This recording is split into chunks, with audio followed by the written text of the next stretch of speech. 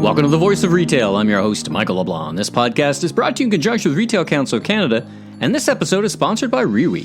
What if you could take a daily pulse of retail shoppers in every market in the world, hearing directly about their behaviors, views, and fears? What if you could hear from more than just your own consumers and shoppers, and from those people who don't participate in focus groups or research panel? Rewe collects real-time data on consumers in every market in the world. If you need to understand how people's views are changing in today's challenging environment, visit riwi.com, Rewe, to book a demo. If you're a small business, you will love this episode. On today's show, CEO of Lightspeed POS, Dax DaSilva, joins us to share his entrepreneurial journey and the genesis of Lightspeed POS. We get the chance to talk about the development of e-commerce over the past 20 years and how massive technological innovations have paved the way for small and medium-sized businesses to compete on a level playing field with the massive corporate enterprises online.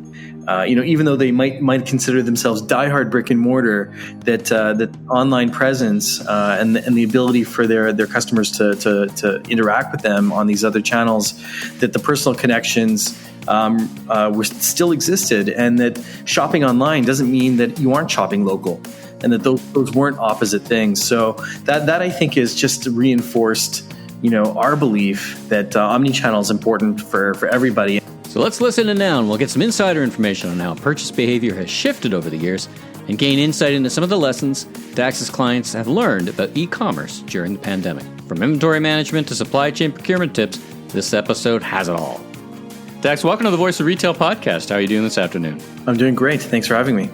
Well, I'm actually really kind of shocked because you and I have been kicking around the retail industry for a long time in Canada, yet we've never met and we've never spoken. So thanks to NRF for putting the two of us, if not in the same room, at least on the same podcast together. So it's great to have the chance. Yeah, it's great to have the chance to talk to you. Well, listen, let's jump right in. You're a well-known great entrepreneur, an innovator in the retail sector. But for those listeners who may not be as familiar with either your personal journey or your professional journey up to Lightspeed, give us a sense of your background and how you got to where you are today. And then we're going to talk about all kinds of great things about what you're working on and your perspectives around the industries that you enable and play in. Yeah, absolutely. Yeah. So, Lightspeed started in 2005, but my own story, my own personal story with technology, probably starts much earlier when my dad used to bring home a Mac. He was a graphic designer, one of the original Macs.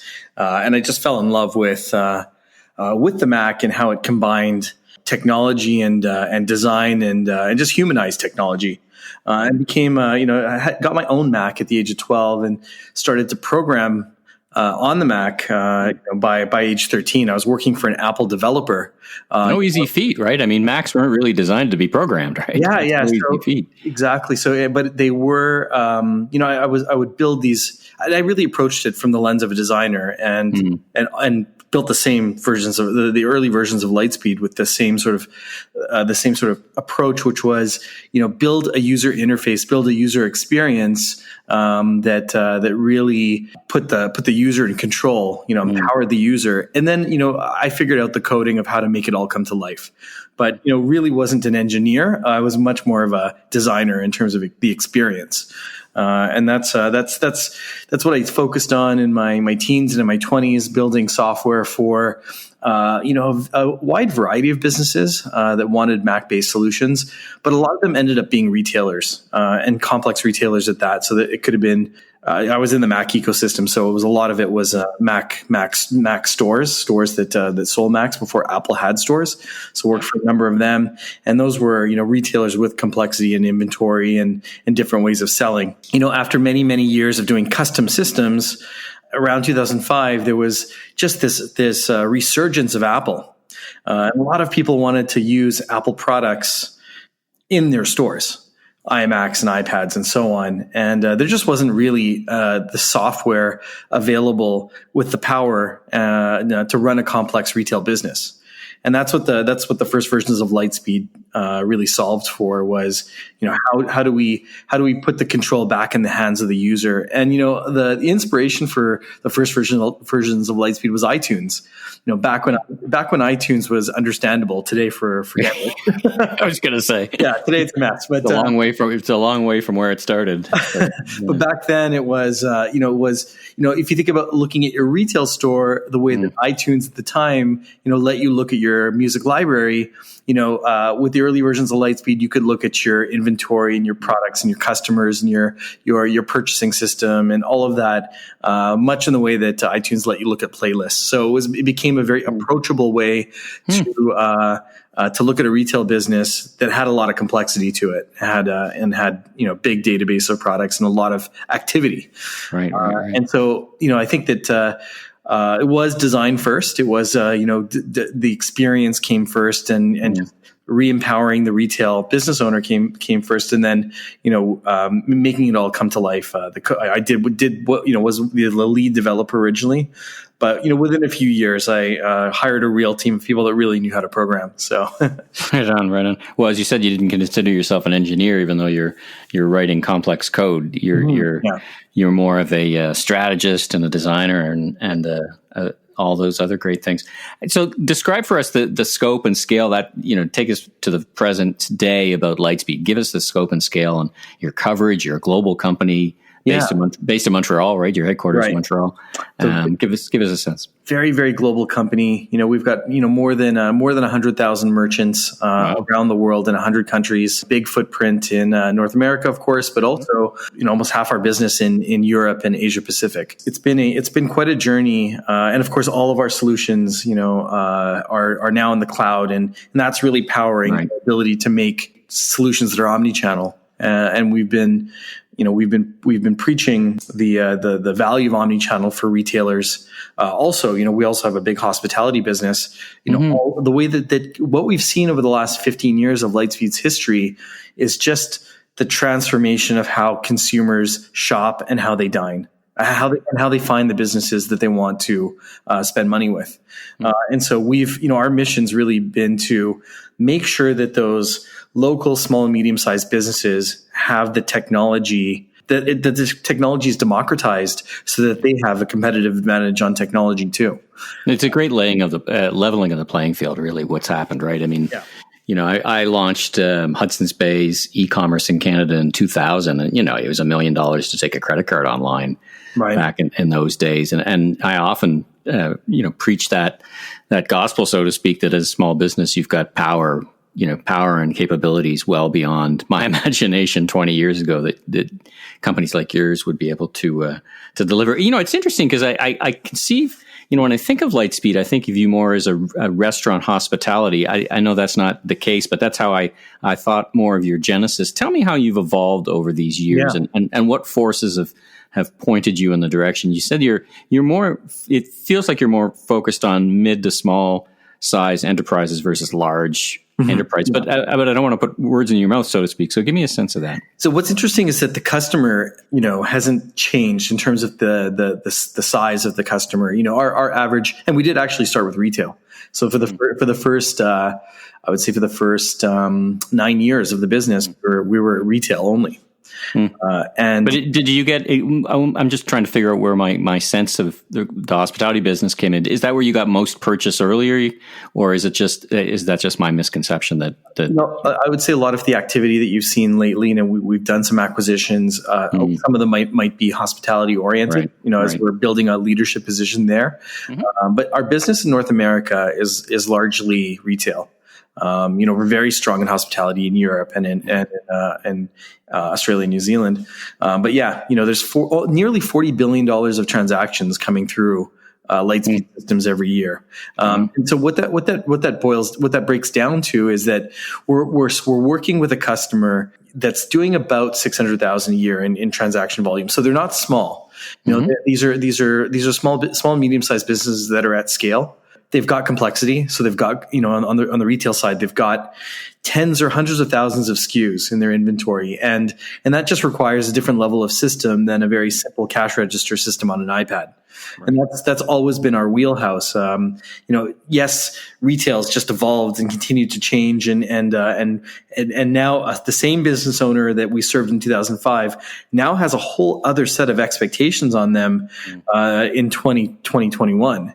So they've got to be great. They've got to be great in store. They've got to got to have a great experience in store. An in-store experience that draws people in and is memorable. And they've got to have loyalty programs, and then they've also got to be great online.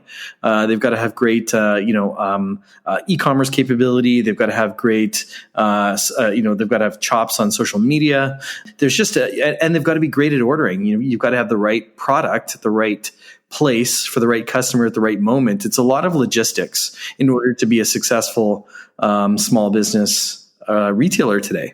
It's interesting, right? Because as you and I have seen that evolution of the biggest hurdle to being successful online selling was more technological. And I think it's fair to say that's less of a hurdle than it used to be, but all the other things are still complicated, right? It's not easy to be a retailer, and it takes a lot of experience. Companies like yours come in and kind of level the playing field and make it at least, kind of plow that road for them, but you still got to be a great merchant, right? And when I talk to merchants, I'm sure, and I want to hear, ask you what you're hearing.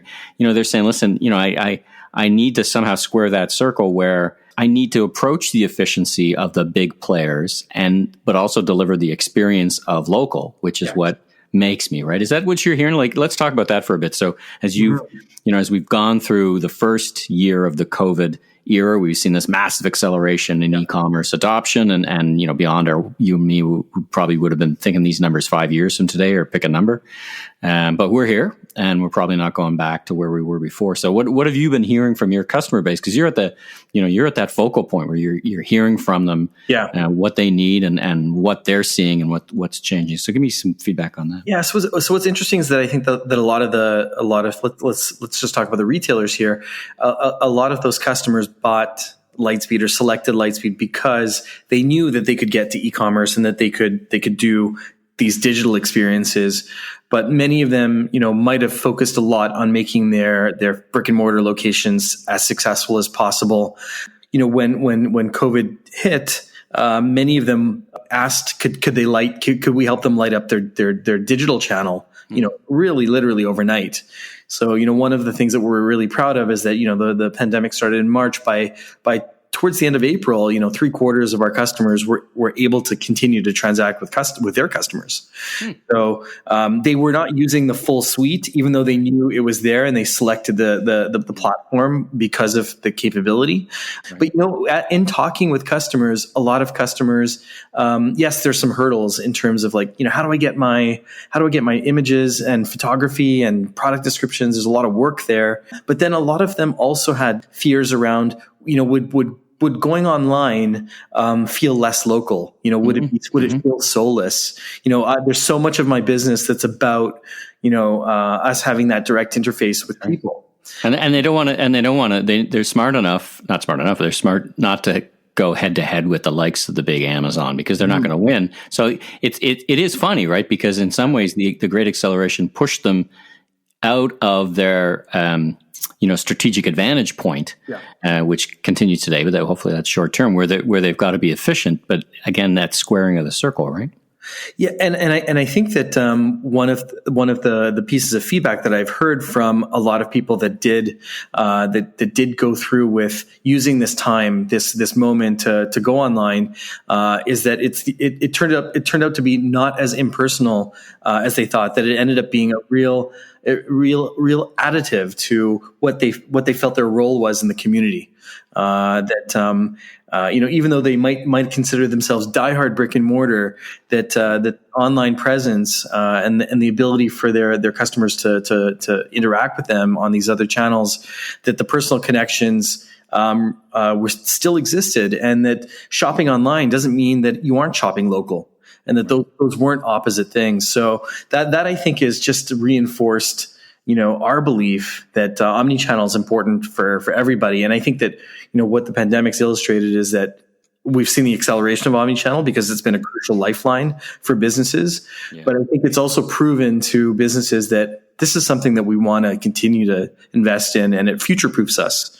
And there can still be those really important interpersonal connections that we love about our community businesses. Well, it's just a transformation. It's been my observation that those who had adopted and built communities and social media had an advantage over those who hadn't. And, it does feel like that old proverb, the best time to plant a tree was 20 years ago. The second best time is now. So it feels like it's never too late, but those too late. No, is it your observation, again, you've got hundreds of thousands of clients, that those who are a little more advanced, thinking more about their social community, had a bit of a leg up because they could at least communicate their proposition that they were still there. Is that what you saw in the market? Well, for sure, there's been businesses that have been investing there and used those elements of the platform, and we're maybe a bit ahead in terms of adaptation. But we've seen businesses really thrive and flourish even if they had to get up and running, right. Because they already had a lot invested in their Lightspeed platform. They already had a lot of the pieces in place. And going digital was something that maybe was an area of fear or an area of non-understanding that they realized can just be an extension of what I'm already doing, and that it really does actually create new revenue streams that I'd like to see continue into the future of the business. And hopefully, what we're going to see is bigger businesses when this is all over. As we see brick and mortar transaction volumes go back up, that businesses are also still doing a healthy business on e-com, and that's maybe a channel they didn't have before. Well, I was interviewing a friend, colleague of mine, very smart guy, works in private equity now, and he was saying, I was asking his advice to retailers, and he said, before you go out and buy anything new, have your existing technology provider repitch you as if you didn't own it, because you'll wind up finding out that there's 7 or 8 things you're not using that you already have. Yeah. And you don't need to go find new. You already have it. But you know how you get caught up in the core. And so I thought it was very savvy advice that, just look at what you've got and get repitched again almost, because there's assets there. All right. So, we're talking in the context a little bit, as I said at the beginning, it's the big NRF show, virtually anyway. It's weird not to be in New York City this time, as I'm sure you feel that as well. And you had a big announcement there. You did an interview. So tell me about this the supplier network you're building. Tell me about it and what gap are you filling, and just lay that out for me. Yeah, and the announcement of the supplier network really connects back to what we were just talking about, which is for a brick and mortar business that has a complex inventory, how do they get over that hurdle of not having all the descriptions and images ready for going online? So that's one of the benefits of the supplier network. So what it is it opens a world of suppliers, and let's talk about we've started in a couple of really strong verticals for us. So bike, outdoor, sport, pet and jewelry, where there's lots of parts and lots vape. I think I saw vape too. Did I see vape too? Yeah, that'll be integrated in the future, but that's to come for sure. But now we've opened this world of suppliers inside people's system.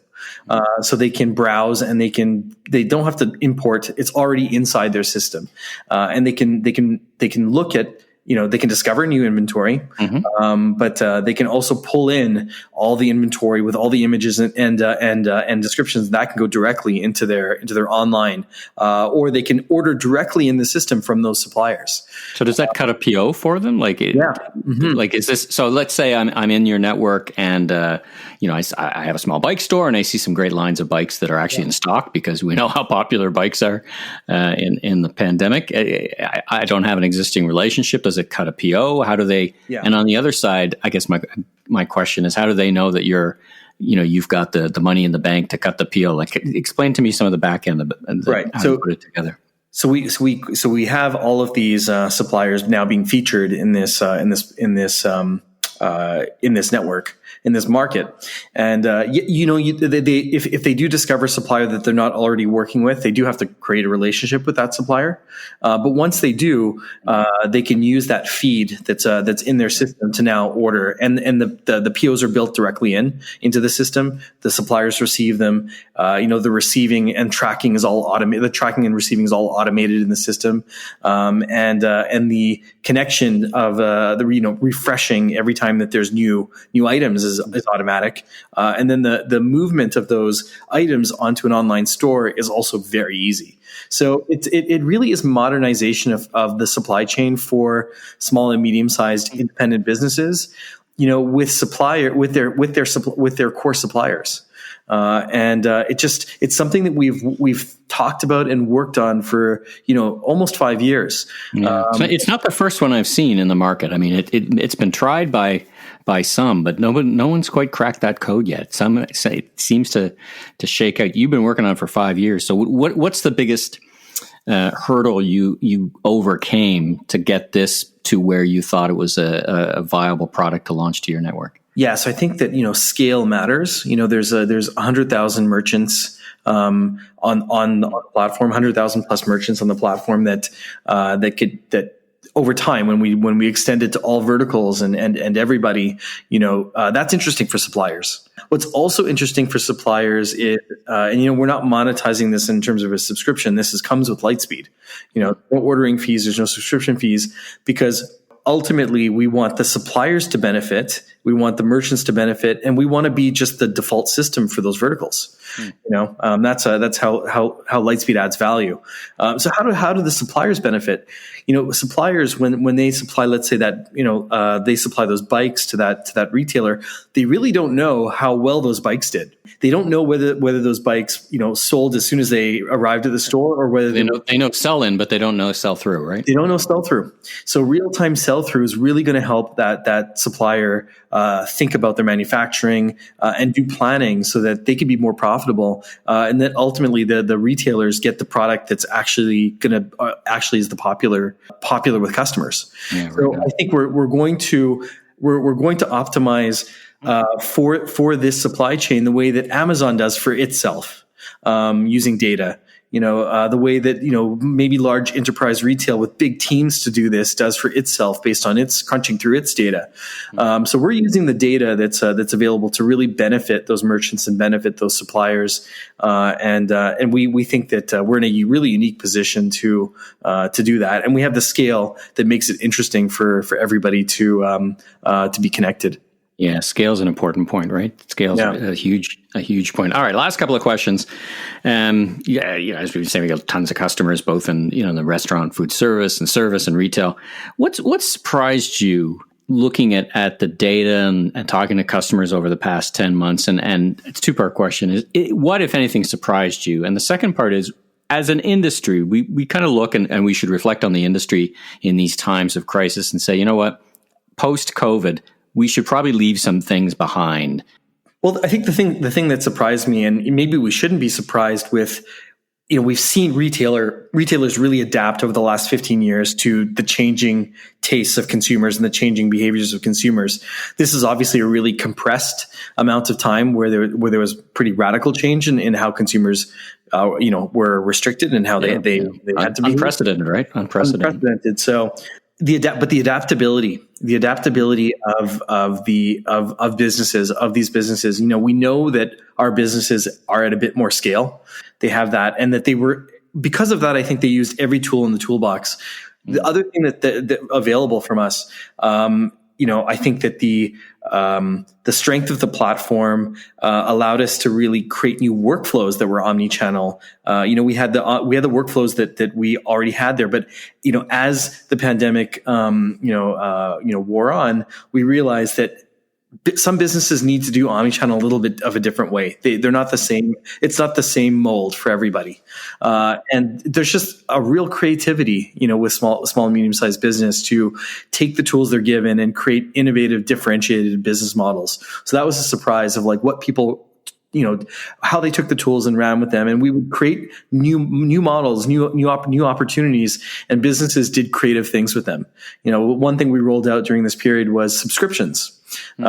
giving retail businesses the ability to create subscriptions. So that could be a membership where they sent a gift box, a replenish business, an auto replenish business. And some of the things that businesses did with that ability to rebuild customers, their most loyal customers, shows the ability for these businesses to just be imaginative and shows why they've reached the scale that they have. So those have been pleasant surprises of how we as a vendor can unlock creativity and how up to the moment these businesses were, and you can see that in the numbers that we've shown for the last couple of quarters of businesses being able to find ways to thrive in a tough situation. So what, if anything, should the industry, from your perspective, you've been in it for a long time and you've seen it from a bunch of different angles, leave behind? What should we move away from, if anything? Yeah, I think we should move away from businesses thinking of themselves as strictly brick and mortar or strictly online. We've started to think about our customers as omni-channel customers. Whether you've made the sale online or you did it in store, that's still your customer. And you're building that relationship. And so the world is no longer that black and white. And we've had this acceleration so that it's easier to see the future, that kind of future. It's easy to see the interlinkages, to see loyalty work across all of these different channels. And so that I think that conception that you're either or is definitely something that we'll leave in the past. Well, it's what my fellow I share podcast, Remarkable Retail, Steve Dennis, he calls it the blur, right? It just welcome the blur, like the lines have blurred, right? They've just blown up, really, and it's exactly what you're saying. All right, one quick last question. It's a funny one because you're launching this, you've done some acquisitions. What's next? Like, as if that's not enough, but what do you see on your horizon you've got equity businesses, you've got all kinds of things. What would you call it? Yeah, I mean, we're at around, just over 100,000 merchants. But there's 48 million small and medium-sized businesses around the world, of which we think 7 million are the ones with complexity that could be used in Lightspeed. So it's your addressable market, right? Is 7 million is in your. So we're super proud of where we are after 15 years, but we have a long ways to go. And I think that as new businesses open, we think we're the right system. And then there's lots of businesses that want to move off legacy and get into something that's one platform. So we have a lot of work to do there on the business side. But I think ultimately it's what's next for us is staying close to the community, these communities and these businesses, and making sure that we stay one step ahead of what their needs are going to be. We were lucky to have to see ahead with omnichannel and with suppliers to know what were the next things that are going to make things easier, because it is getting more and more complex to be a successful retailer. It's you're wearing, instead of wearing the one hat, now you're wearing about five. That's right. How do we simplify that? How do we stay a step ahead so that they can really focus on what they're passionate about, which is great product curation and great selection and having those great relationships? And that's why people get into this, is because they enjoy. They have a dream, right? They have a dream and a vision for what they want to create and what they want to contribute to their community. And just we want to have the tools not be the stressful part of that equation. We just want to be a multiplier. Well, Dax, it's been such a treat to meet with you and chat about the industry that we both clearly love and have experience in, and all those great things. So, listen, thanks for being on Voice of Retail podcast. I wish you much continued success and a safe and a great week for you and your people as well. Thanks for having me, Michael. Really appreciate it. Thanks for tuning into today's episode of The Voice of Retail. Be sure and subscribe to the podcast so you don't miss out on the latest episodes, industry news, and insights. If you enjoyed this episode, please consider leaving a rating and review, as it really helps us grow so that we continue to get amazing guests onto the show. I'm your host, Michael LeBlanc, president of Emmy LeBlanc Company, Inc. And if you're looking for more content or want to chat, follow me on LinkedIn. Visit my website at meleblanc.co. Until next time, stay safe and have a great week.